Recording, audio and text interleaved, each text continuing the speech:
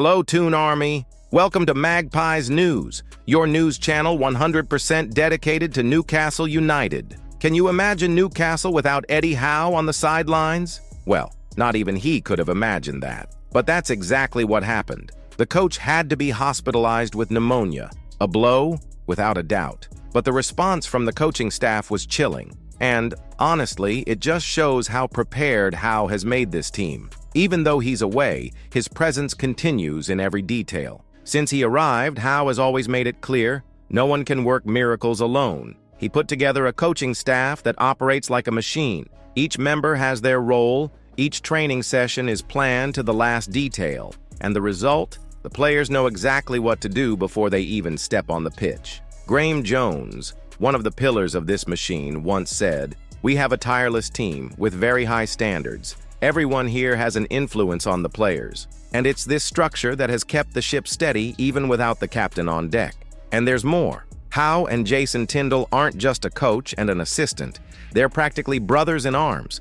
They've worked together for 17 years. They know everything about each other. They trust each other completely. When a fan invaded the pitch at Elland Road to confront Howe, guess who was the first to arrive? Jason Tindall, Simon Weatherstone, and Dan Hodges. That's loyalty. That's family. And here's the funny thing. In 2021, Howe turned down Celtic simply because he couldn't take his coaching staff with him. He only accepts to take the pitch with his own people by his side. And that says it all. With Howe out, Tindall, Jones, Purchase and Co. took over the steering wheel and have already shown that they're more than up to the task. It was these guys who led the crushing victories against Manchester United and Crystal Palace, 9-1 on aggregate. That's no coincidence. It's work. It's standard. And it's not just the coaching staff, the medical team, the analysts, the sports scientists. Everyone is in the same boat. Howe made a point of thanking everyone during the celebrations for the Carabao Cup final.